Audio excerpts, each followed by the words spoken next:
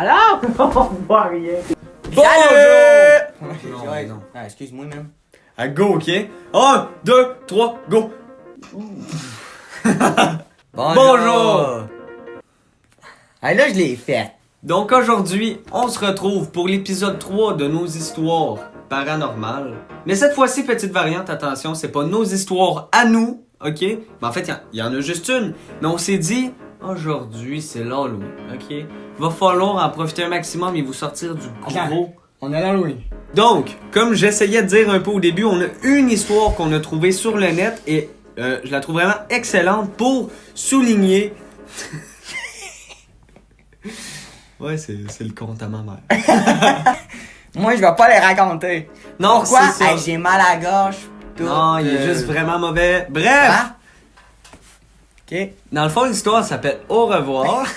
Et bon, je vais la raconter, mais elle m'est pas arrivée du tout, hein. Mais c'est parce qu'on parle au jeu à la première personne. Voilà, petite information comme ça avant de débuter.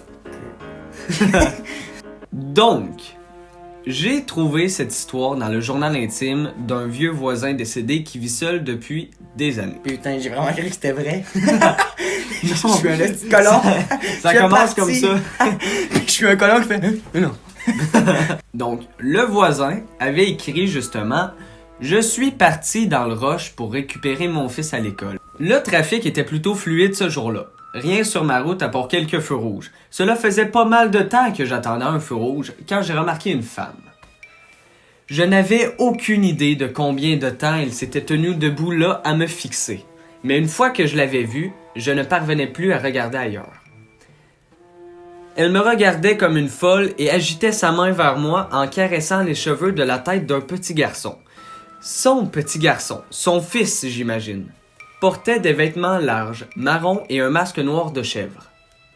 C'est un costume étrange, surtout qui porte un costume un lendemain d'Halloween.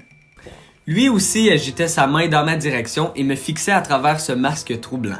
Mais son mouvement semblait inconfortable et forcé. Les yeux de la femme... Je suis d'accord. Les yeux de la femme pouvaient voir à travers moi et je pouvais quasiment sentir physiquement son regard s'accrocher à moi. Elle ne clignait même pas des yeux. Je me sentais nu et très tendu. Et les yeux du garçon, mon Dieu, les yeux du garçon étaient suppliants et imploraient de l'aide. La femme a commencé à devenir impatiente. Agitant sa main plus fort à chaque seconde, j'ai détourné le regard. Pour je ne sais quelle raison, j'étais terrifié.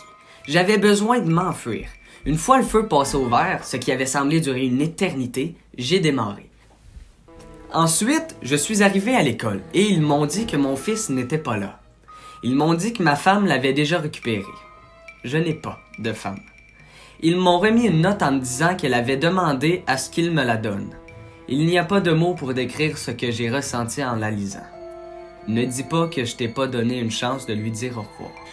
L'histoire est finie! Arrête de crier! Donc, c'est la fin de cette vidéo, la 3e sur ce sujet. Troisième sur ce sujet-là, tu veux dire.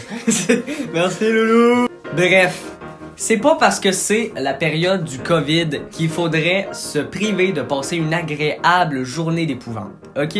J'aimerais que pour nous autres, vous vous amusez un maximum tout en restant prudent, parce que si jamais vous allez chercher des bonbons, c'est important de faire attention. Y'a pas de bonbons, personne va t'ouvrir la porte.